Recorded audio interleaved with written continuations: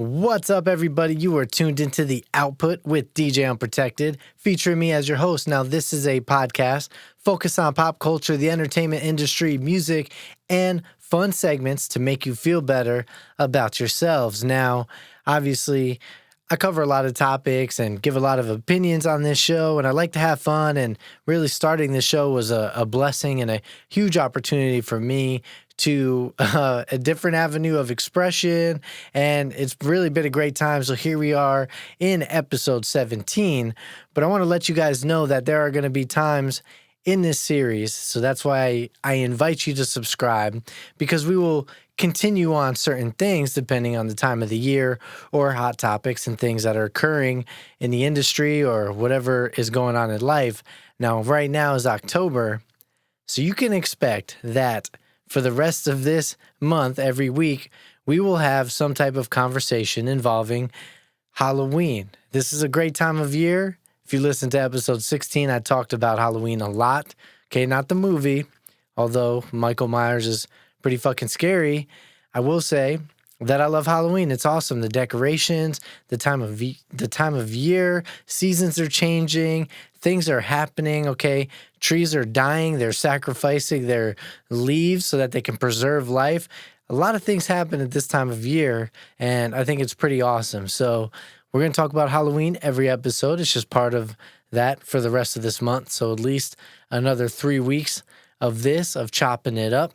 So I do want to invite you, though, if you have been enjoying this podcast, please just hook me up with 3 seconds of your time and hit that rating. Give me 5 stars, add a review, whatever you want to say. You know what I'm saying? If you guys get upset at the sound guy, let me know. I've already fired one. I can retrain the other guy, all right? But anyway, listen, we're having fun, so I just ask that you guys support it in this very small way. So whether you're listening to this show on Spotify, YouTube, Apple Podcasts, Pandora, Google, I want to say thank you. Please give it an opportunity to subscribe and rate. So, as you guys know, for the past few episodes, I've been doing this thing where it's like an intriguing question, okay? And these intriguing questions come from my professional dating experience, I guess I could call it, where you go and you're meeting people, and instead of the lame old questions of, oh, what do you like to do in your off time? Or what's the best part about your job? You know what I'm saying? Like all those questions that you're kind of like, here we go. So got some intriguing questions that I'm going to ask and then talk about my answer at the end of the show. All right, so this week's intriguing question, okay? It's an interesting one. Like, I'm not going to lie, all right? So here it is. What keys on a keyboard do you not use? And honestly, I had to look at a keyboard to figure this out because other than work, typing up, my notes for the podcast episode or whatever I'm doing, like, honestly, I'm pretty much a QWERTY guy, like, or using my cell phone. So what keys don't get used? But it was a no-brainer for me. After I took a moment of looking at it, I saw it, and I knew what key. There's one in particular that I definitely don't use. Okay, so we'll get to that question at the end of the show. Please think about it, because I do want to know your response as well, all right?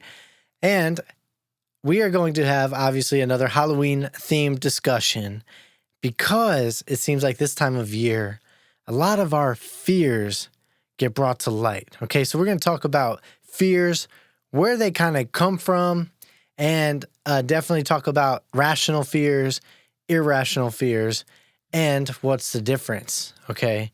What's the difference between the two? Now, this is not a show on psychology, have a lot of fun, but it's going to be worth the topic of talking about. And covering fears, we are going to discuss creepy crawly things, okay? And I actually made a new friend this past week, and she has 8 legs. Might surprise some of you, especially my close friends. Know that spiders absolutely scare the living bejesus out of me. Okay, they scare me. They're creepy. But we're going to dig into that topic, okay, how I have this new friend. And I think we can be friends with nature, but we'll see, all right? No spoilers, not this early in the show, because this is going to be a good one. All right, and then I'm going to talk about some favorite music of this week, things that I've listened to that I will recommend and see that you guys could check out because I felt like they really satisfied the ears and the feels. Okay. Guys, like, me, I love music.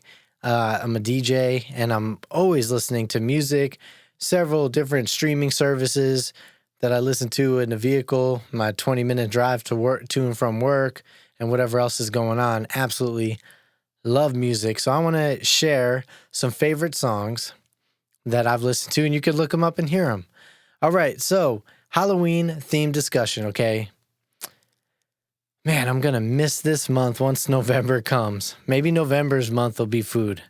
I digress. All right, so this month, okay, let's talk about what makes us afraid of things. Okay, some studies say that it's traumatic events, okay, that may have happened in your life, and then other things might trigger them. So even, subconsciously, something may have happened, and you're afraid of something. You might not vividly remember it, but it affected you in a way that it caused fear. It could have been something you saw, something you experienced, a bad story. It doesn't matter, but that's kind of where fear comes from.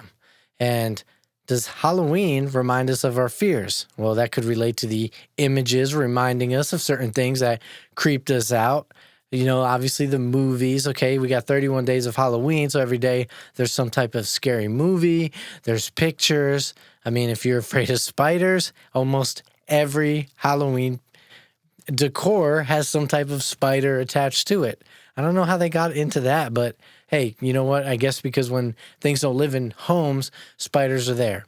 All right, but so some things like that could trigger our fears, okay? Children of the Corn movie, creepy kids, okay, and murder, right? And cultish, like that movie is jacked up. I've never read the book, but I heard the book was worse, all right? So if you haven't seen the 80s film Children of the Corn, highly recommended, okay, to watch in an afternoon because the one little kid who runs shit is really creepy, okay? So, but that one, like, what type of fears does that bring out in us? Is it like the open fields that if you run through a cornfield, you're either going to get sliced to death by those sharp-ass leaves, or you're going to run into some kids having like a seance or putting their kids up in cross crucifixes? I don't know. The next one, Chucky. All right, we've all experienced this. Okay, you walk into a room, maybe not. Those of you who have kids probably experience this more than others, right? Your kid misplaced a doll, puts it somewhere that's a little obscure. You walk into a room and you see a doll just sitting in a corner of the room looking at you.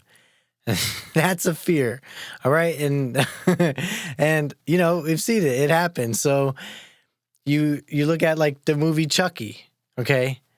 It brings out like that creepy doll. Okay, here's something that's fun. Now, I think the movie was a little messed up. I think some of the Chucky movies are funny, but it can bring out that type of like fear of a creepy doll in the corner of the room.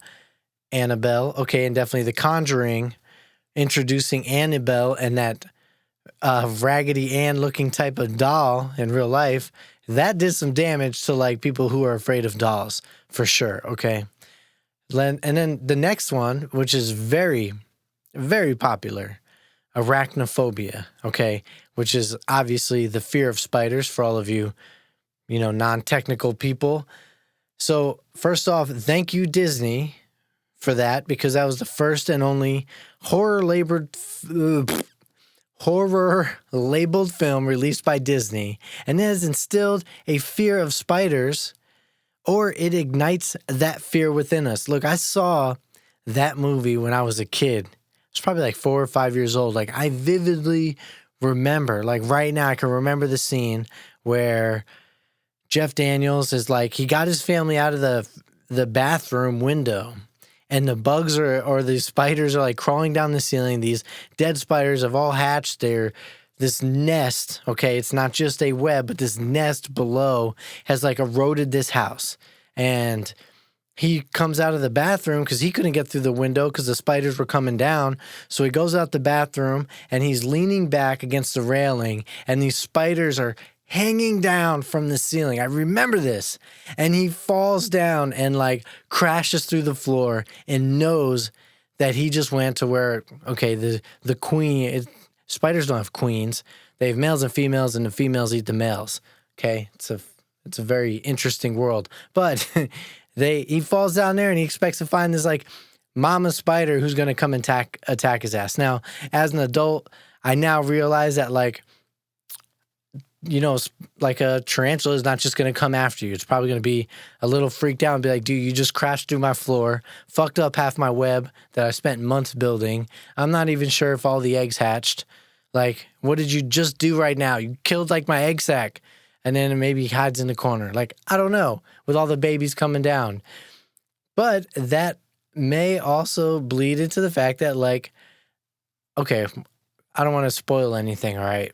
So I'm going to come back to this later, this fear of like this spider thing, all right? But anyway, like I remember seeing this movie as a kid. Like, have you seen Arachnophobia? Because I want to know, like, did that movie make an impact on you where after you saw it, you weren't like freaked out by spiders?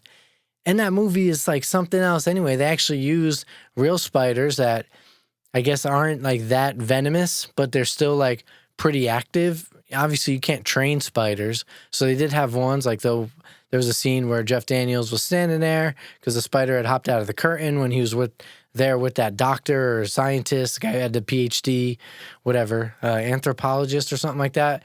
So anyway, he was standing there and this bug jumped on the table and the doctor was telling him, hey, take a step forward. Well, whatever. But that was a real spider in that instance, but I guess they're not an aggressive species of spider.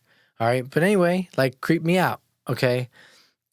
So with that being said, let's talk about rational fears, all right? And they are basically the most like difficult to occur, and they are things that could actually happen to us. And I guess the only way to fix these rational fears is through therapy, but what's my rational fear? And I will tell you, okay, this is different. This is not something that comes up in Halloween movies, right? When we're talking about a rational fear, it could be like, examples of this before I give mine is like you have a fear of losing a limb, okay? Or you have a fear of maybe like going bald or something, or you have you have a fear of like getting sick or getting a virus or a disease, all right? That's like a fear. Mine is fear of losing. I know, it's deep. Okay, I hate losing. Losing absolutely sucks. It stings, takes a lot of energy to overcome it. Like I know that if you lose, so whether it's like an award or a competition or, you know, a race or whatever, if you've trained hard for it and you end up losing, okay, I know that it is just as important to congratulate the people or person that beat you and as if it was you receiving that award. Like it's supposed to feel good, congratulating other people for doing well. But it stings, man. Like losing sucks. Like if they're going to select 15 people for something and you were number 16 and you don't make it, dude, that sucks, you know? Like, so it takes a lot of energy to overcome it because if you have to take yourself outside of your comfort zone to congratulate somebody else who beat you out, right? So then you think to yourself, well, at least I do, like, man, all the time that I put into something, you know, maybe I should have put more time or what did I not do? And then you beat yourself up. It just sucks, man. But I do know, so I will reiterate this again, that it is very important to congratulate other people on their success because I think that over time you can start to have that same feeling of success even if you're not winning. I don't know when that day is going to come. I could just tell you that losing is not fun. I don't like losing, so that is a fear for me. Whenever I submit for an award, submit DJ competitions, like, you know, yeah, the fear exists. Like I have that fear when you hit submit and then you're just like, you know what? I'll just deal with it when it comes. But, yeah. So I never like it. I don't think most people do. Talking about this with somebody at work and they also agreed. It does suck, but you take a deep breath and congratulate somebody. Even if you felt like they suck and you should have beat them, you still want to, you know, let them know that, hey, you did a great job. Okay.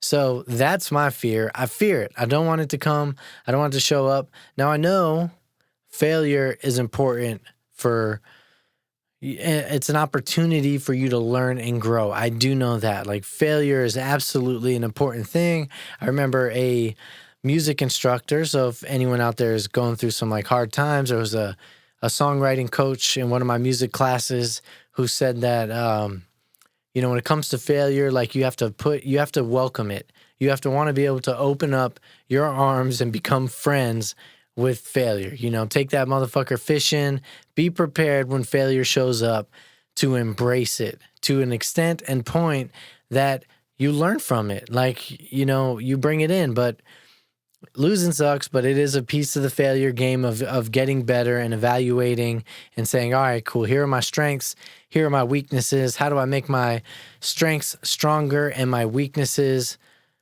less weak, aka make them stronger, get better at, and then really do some self-evaluation. So I do know all that stuff's important. It still just doesn't, help minimize the sting. Now, one way to minimize the sting, other than congratulating people and then later on drinking away your problems, right? is, through meditation. And it comes down to zoning yourself out and basically centering your inner feelings to positivity, thoughts, and really balancing yourself and learning more about yourself.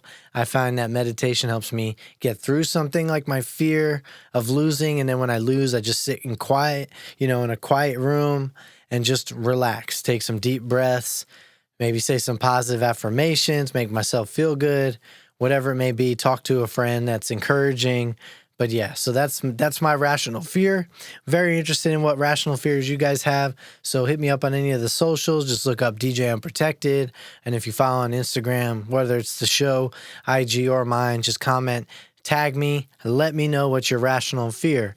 Now, for every,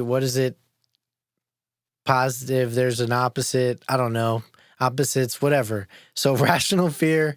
And then we also have irrational fears, which is the opposite of rational fears. And sometimes they can be irrational because they're not very common, right? And you're kind of like, if someone tells you an irrational fear, like they are afraid of all species of birds, okay, that's an irrational fear.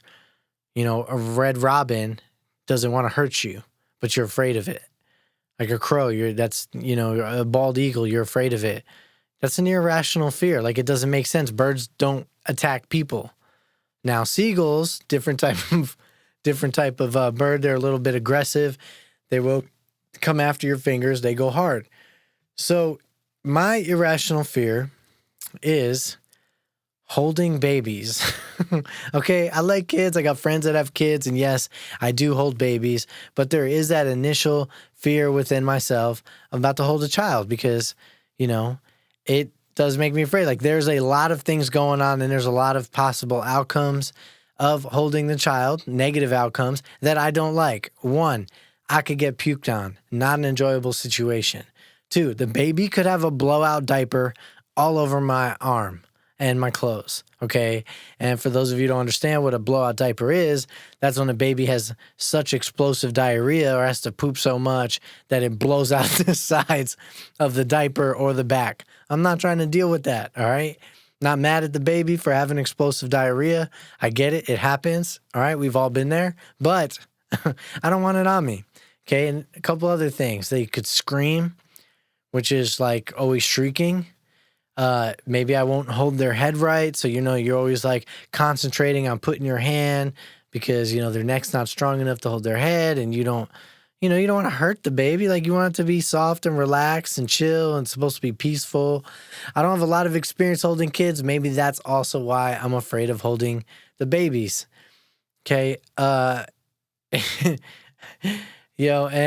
that's a fear. I know that's, a little weird. I know. I'm sorry. Okay, I guess I could get better at holding babies. So if I got friends with kids, but I'm just letting you know, I got a little bit of fear in me ahead of time. So stand close. All right. And another irrational fear that I have is that all spiders want to kill me. 100%. If I see him on the wall, see him on the ceiling, see him anywhere in the house, I feel like that their internal thought is, oh, I'm going to bite that motherfucker. He is going to feel this. I'm going to wrap him up in a little bit of silk sandwich and eat him up. That's exactly what I think that they're thinking. And in reality, it's probably not the case, but I hate spiders. And I'm sorry for using the word hate. Okay, so I think it can bring out a lot of negativity. So let me say I dislike them immensely. All right. I mean, they're creepy. They don't look cute. Okay. Even the furry ones are like, ugh, and especially when the spiders are suspended in the air, like when they're just floating in a web in a corner of the room, or you see one hanging from a tree, or, you know what I'm saying? Like hanging off of a building, or ones that are like on a ceiling or tree or whatever else. And they kind of drop down, right? They're like, that's creepy because their legs are all like, if you guys are watching this video, I'm like doing it with my fingers, but they're not like casually just coming down like Mission Impossible. No, they're like legs are moving because they're trying to feel the air, feel the motion, see if they're going to like land. Cause I don't think spiders see that well, even with having like multiple, like more than 2 eyes, like the rest, they have like 8 eyes. You know what I'm saying? Like, I don't think they see that well. They're more of like vibrations and whatnot, but yeah, like just creepy. So when I got them in the house, I vacuumed them up, because I don't think they belong in the house. I know that they kill good pests and, the pesky bugs and, whatever, the flies, the mosquitoes. I know they get them and I appreciate them for what they do, but they creep me out, man. So I don't like them in the house. So if I see them, I vacuum them up, and then maybe I take the vacuum. It's a little plastic cover, small one I bought off Amazon, and I like open it and shake it outside. I mean, as long as there's not garbage in it. If it's just like dust and some stuff, then I'll just shake the spider outside, or they just get thrown out in the trash, But vacuuming up spiders, man, is something that I didn't have to do when I had a cleaning service. So thank you, COVID, for ruining that. Because I don't have a maid right now. So all these 8-legged freaks think that they can just have a party up in the crib. And that's not what we're trying to do here. That's pretty good. Just took a drink of some tea. And it's chamomile tea, but I have a little bit of Texas blended whiskey in it. And this stuff is the bomb. I absolutely love that whiskey. So if you like whiskey, try... It's TX blended whiskey. It just has a big TX on it with a leather cap. It's pretty good stuff. Okay, so.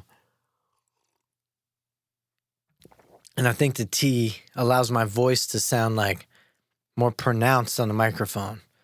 I don't know, because I think after I talk for a while, my voice gets this like soft tone to it, and I try to avoid that. So, all right, back to this thing, okay, with the spiders. All right, I'm sorry. So let's talk about these spiders real quick, because a lot of people are okay, are afraid of spiders. They're creepy. You can handle a lot of bugs, and then spiders will freak out a lot of different people, right? But there's different sciences on why we're afraid of spiders. It could be the looks, and it also could be that they're kind of like us. Obviously not physically, but if you think about it, they live, right, to hunt, right? So their motives in life are to hunt, to live, and to reproduce. That's it. Kind of sounds familiar, although they don't work. But then again, some of those ones that are building those awesome webs, that could be work. You know what I'm saying? So spiders will also move for their food. If a area isn't good for a food source, they go somewhere else. Think humans do that, like early settlers. If an area sucked, they went somewhere else. So, they're not so different. They travel around. Now, the females are much bigger than most of the males, and their mating process is very different, where the male is usually just dropping his sperm sacs and to, one of the little vents. But either way, he's proud of himself and then usually sacrifices himself to be eaten, depending on the species. But they either get attacked or they know. Like the males know, hey, I did my mission. So we're going to get more specifics into this. But we'll talk about house spiders, okay? I don't like the house spiders. One, because you came in my territory. Okay, you could have hung out outside. I don't live in the bushes. You live in the bushes, the trees, the fence posts, whatever, cool areas to go eat whatever you want outside. You come inside the crib, I got issues, right? And the other thing with these house spiders, like, are the ones that create the cobwebs, right? The ones that, like, that's what they sell the Halloween decorations for. Those are like the cobwebs that are in like corners of abandoned psychiatric hospitals and haunted houses and whatever else is creepy that people haven't lived in. That's where, like, that's why those decorations exist. But they pop up in regular homes, lived in homes too. They find a corner and just set up this ugly web, like this cobweb that just collects dust and chills. And honestly, I don't think they stay in them for that long. But here's the thing that bothers me about these house spiders. Like, they build a web and then they're like, you know what? I caught like 2 flies here in like a month. It's kind of shitty. Yeah, I'm not really digging this. So I'm going to go move to like another end of the house. And then they just leave their home there. They leave the web. Like, I probably wouldn't mind these house spiders if they were like wanting to cruise around. If they packed up their shit and then moved to another location, wouldn't mind. Or say if they're like, dude, sorry, you're too clean, so the corner of this kitchen kind of sucks for my food source. So I'm going to pack up. But listen, it's kind of heavy for me to carry this ball of silk. So if you don't mind, like, I'll just leave it here. I promise there's no eggs in it. But I'm going to just leave it right here. If you could just sweep it up, man, I think we'll be cool. You know, is that cool? I'll just leave it right here below the baseboard. All right, I'm out. I would respect that. Be like, hey, you know what? I get it. You live there. It's not a bad roommate. You decide to pick up and leave. You tidied up. Mad respect. I probably wouldn't vacuum them up so much. You know what I'm saying? And honestly, I don't have tons of spiders in the crib. I'm very neat and clean and I spray. But I'm saying, when they're there, it's noticeable. Like when you're sweeping and you're like, dude, look at all this web around the broom. You know? So yeah, the house spiders, not a fan of, okay? Because they just leave those webs, man. It's rude, right? But you also have orb spiders. Now, orb spiders are pretty cool, okay? But it's orb spiders, okay, they're the type of spiders, the Orbweaver, whatever you want to call them. They're the type of spiders that are outside that you see make those beautiful webs. They can be small spiders, like very small, like maybe half an inch, to ones that are several inches, like the ones that people think are the banana spiders, but they're just a garden orb spider. They just set up these big golden webs, or you get other ones that just set up regular webs. But, you know, there are thousands of species of these orb spiders. Now, these ones are like the ones you see in every Halloween picture. It's the corner web with the spider hanging down, and it's got like the basically the checkered looking or circular looking web.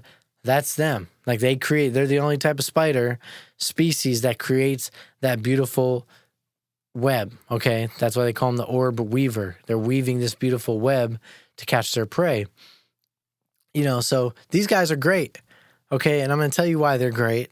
These are awesome spiders because they're great at squatting. So if you get an orb spider that hangs out by, say, a light that's outside of like your back porch door or something, or your patio, well, these guys, when the food source ain't enough, or say they set up their web at like 11, 12 o'clock at night, right? Well, before the sun rises, okay, when it's dawn, they decide to clean up their web. It's pretty amazing. You know, some of the species, not all of them, some or most, will clean up their web. They will wind it up. They cut the certain points so that it pulls them up, and they wind it up into a little ball of silk, and they eat it. And they get the moisture from it, maybe from the dew, but they eat it, and they're able to, like, I guess, recycle or reprocess like 80% of the protein from the silk so that they can recycle it and build and create more silk the next day.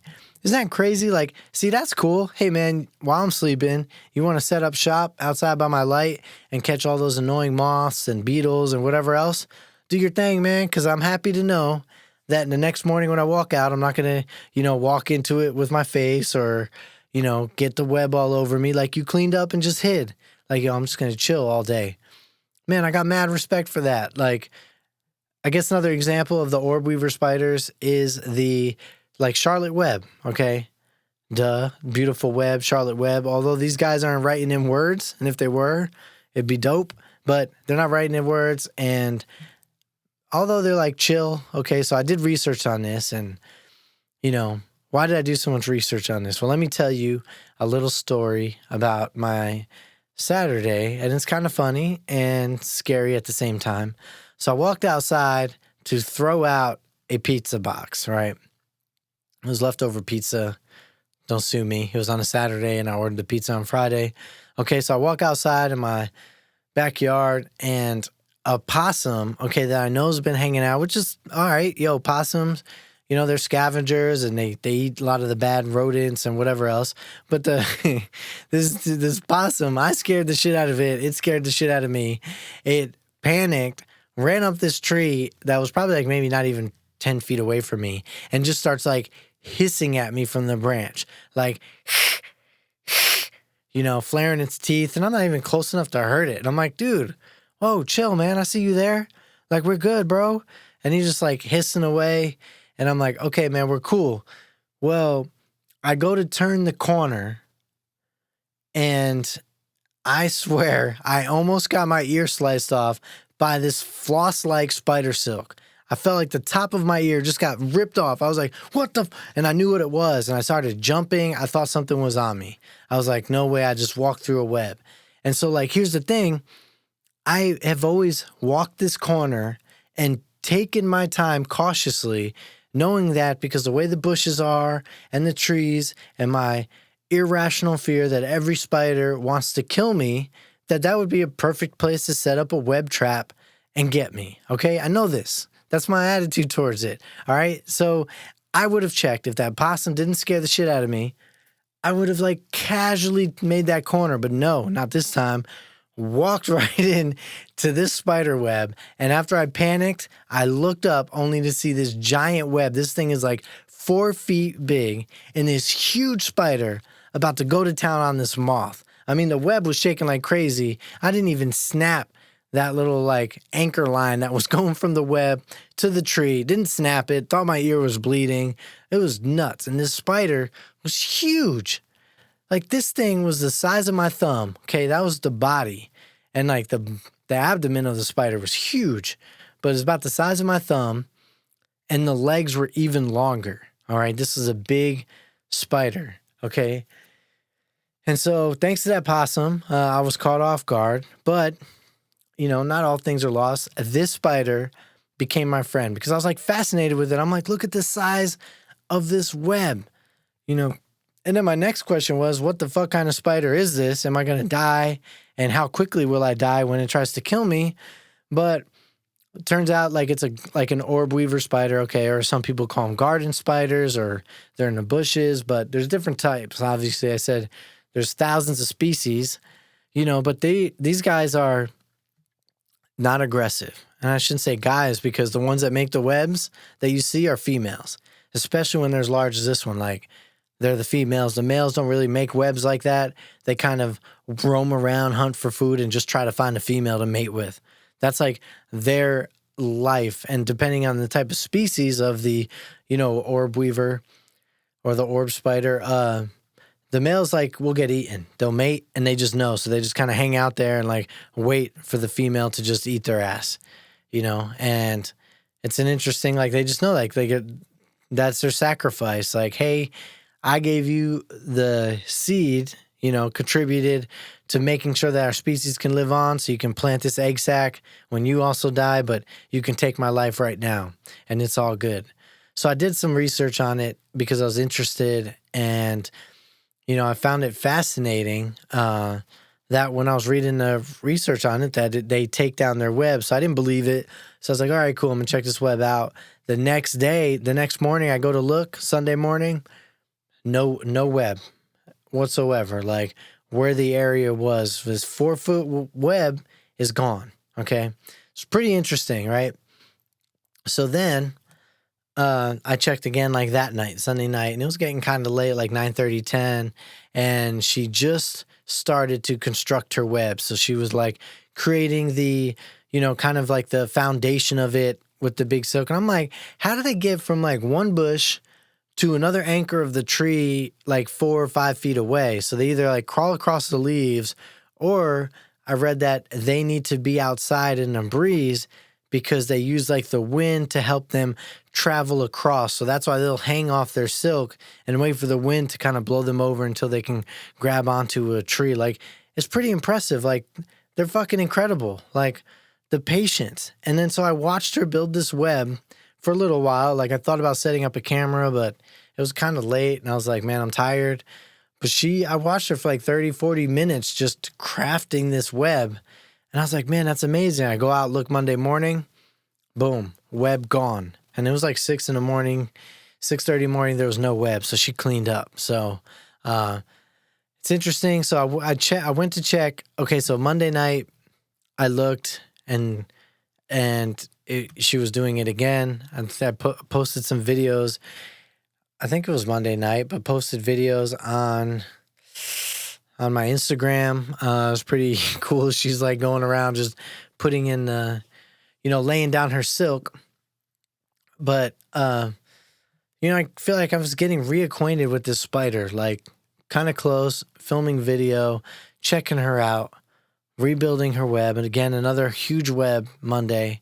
But then, Tuesday, I went to check. Tuesday night, she wasn't making a web.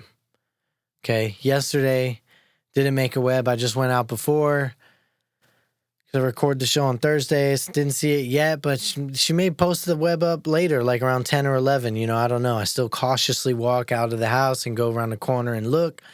But we'll see. Maybe she moved or she died. Like, she could have just been posted up to try to catch some food because these spiders, like these ones outdoors, the garden spiders or whatever, they tend to only live for like that year, okay, depending on the climate and whatnot. So from like, they may hatch in the winter and they live in their sac for like a couple months. And then come springtime, they hatch, start their life cycle. And then towards the end of summer and fall, they start calling it quits, trying to get their egg sacs ready to plant. And then, it is what it is. But, man, it's just pretty cool. So I don't know if she just punched her ticket, maybe she lived long enough, hid the ASAC, and now she's dead. I'm not sure. She could have moved. Like, she could have been like, hey, this food source, like, maybe I'm going to go over to this tree or let me walk over that way. Like, who knows? I know they're pretty cautious. Like, these type of spiders don't walk on the ground or aren't open during the day because they don't want to get eaten by, like, birds. Also, my research found out that, like, a lot of birds tend to just eat the shit out of spiders. So that's pretty dope. So for all you guys who have an irrational fear of birds, of every species of birds, know that they're probably going to eat the bugs that you don't like. So mad respect to the bird. But we'll see what happens to my 8-legged friend. I won't kill her as long as she stays outside. But, man, she's huge. So if she was inside, I'd be, like, panicked. She got long legs. Like, yeesh. I would have been like, yeah, and you squish her, you got some problems. Like, man, that's going to be a mess. But, and then here's something I didn't know about spiders, thinking of webs and whatever that you may find interesting, is that they spin different types of silk. So they spin like the strong silk that they use for their anchors, the one that nearly chopped off my ear. Then they spin non-sticky silk that they can walk around, that like it's these edges, like, it's almost like a dartboard. So in between like the numbers or the things that you can hit, they lay that down and then they go through and lay the sticky silk down to catch the prey. But they use those other things like kind of like walking in beams in an attic or something. That's how they walk on because, contrary to my unintelligent ass, like I thought they were just immune to the stickiness of the web, like something cool on their feet. No, they can still get stuck to the web. They just walk around it. Isn't that pretty neat? Like they're just fucking tiptoeing on those little hooks they got on their feet around the web, like holding on, but knowing where to step. So I think that's pretty cool. Like it's pretty impressive. Like I'm not going to lie. They're creepy, scary though. And I'll do my best to avoid walking into any webs in the future because that's a scary moment. Because when you walk through a web, there's like a 99% chance you got a bug crawling on your ass. Like, and a spider that's pissed off that spent probably several hours crafting this big, beautiful web, and you just walk through it and now ruin their night of eating. Yeah, it's just bad all around, okay? I don't know. What do you guys think? Like, let me know. Is that a irrational fear? This fear of every spider killing you. Do you guys feel the same way? For my men out there, does seeing a spider bring out the inner girl in you where you scream at that high-pitched voice? And you know what I'm talking about. Don't act like it doesn't exist. We've all screamed when we've seen an 8-legged freak out of nowhere before, all right? On the wall, just chilling. That's usually where I see him, just chilling, hanging out. Free rent. Like, oh, man, I just ate huge-ass beetle before, and now I'm just going to post up on this wall. Hang out over here. While this dude's on the toilet, I'm just going to hang out. Freak him out. Man, yeah. It's all good. I know they got a purpose, but it scared the crap out of me. All right, so let's talk about, we'll cruise. I think that was, we talked about that for like 30 minutes maybe. So hope you guys enjoy the spider talk. Capitalize on that. Thank you, Halloween, baby. That's the only time I would talk about spiders is this month. Okay, other than that, they don't get my attention. Okay, so next topic here in this show, we're some new music that I have been enjoying, and I wish I could play them for you on here, but there's always some issues. I'm not trying to get the show taken down. It is what it is. But anyway, so here's a couple songs that I had heard and I thought were awesome, whether it came across through a streaming service or whatever. Okay, so first one, Creep by Kina Grannis. Okay, Kinagranis.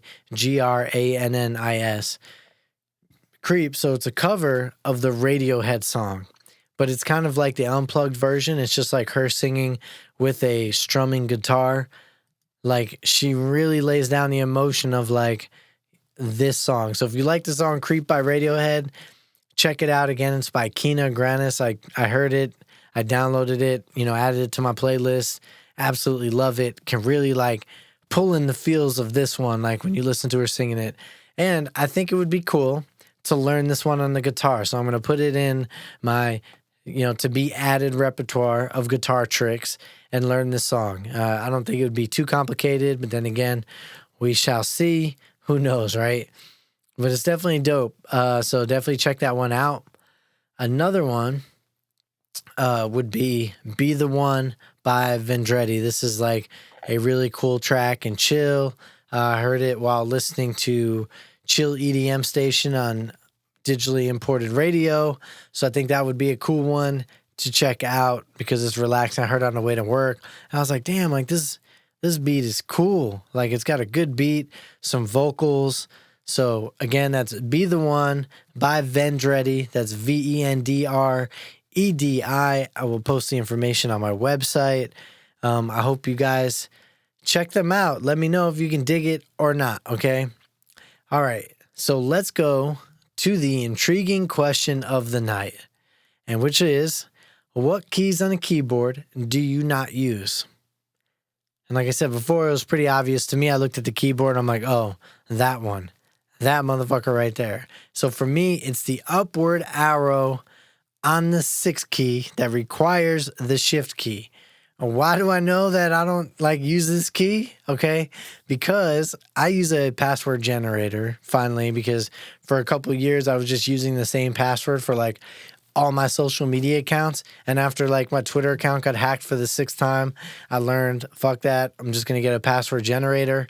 So I have one, and it generated, I just choose whatever first random password. As long as it says it's strong, that's what I use. Well, one of the passwords had that upward arrows in it. Okay. And I couldn't find the damn thing when I was trying to key in my password because I didn't copy it. I was trying to type it in on my phone or whatever, or on the keyboard. And I was like, where the fuck is this upward arrow? So I ended up blocking my account or getting my account suspended because of too many login attempts. Because I, as brilliant and innovative as I am, what I was doing was hitting Command Shift and the right arrow over there, with the period. I was hitting it thinking that would invert the arrow, turn it another 90 degrees. Then I did Option Shift and that button, and it still didn't work. And then I tried Control Shift and that didn't work. And then I locked my thing, not realizing that the upward arrow is on the 6. Okay, so that is the key on a keyboard that I do not use. And then obviously, you get whatever function and page up, page down, which I don't use enough. But that one right there, I can't really tell you other than that time trying to do that password was when I'm trying to search for upward arrow. So, I get it. Hey, I know I'm genius and innovative, but wrong at the same time. So now it's your turn. What keys on the keyboard do you not use? Let me know on Twitter at DJ Unprotected, or hit me up on Instagram, Facebook. Just look up DJ Unprotected. I am there. Let me know. Is the 6th key a common one for you with that upward arrow? You tell me. All right. I appreciate it. Okay, everybody. So thank you again for tuning into the Output with me, DJ Unprotected. This is going to be a great month with each episode focusing on Halloween and my love for this time of the year. Okay, this podcast is presented by Aztec Nation, and I want to invite you guys to keep an eye out on one of the company's other series called Unrestricted with Ryan Johnson, which should be coming out soon, where he's interviewed a lot of successful people and gives tips, tricks, and talks about ways to overcome adversity and find success. So awesome podcast to check out. He's got 2 seasons out there. If you want to search for it now and give it a listen, season 3 will be dropping any week coming up. Okay, so this is exciting, guys. I promise you that we've got guests coming up in a few weeks. Very excited. We got some EDM artists that I'm going to bring onto the show. And then I'm going to eventually bring on some old, by old, I just mean some like old school friends that I've had for years. And so I'm going to bring them on the show so we can chat and catch up, just like I did that one time with my buddy Danny. It's going to be awesome. Okay, this is a great time, everyone. Thank you again for tuning in, and I hope that you're picking up what we're putting out.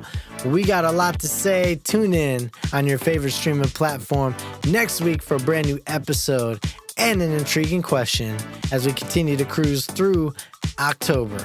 I'll see you next week, everybody. We out.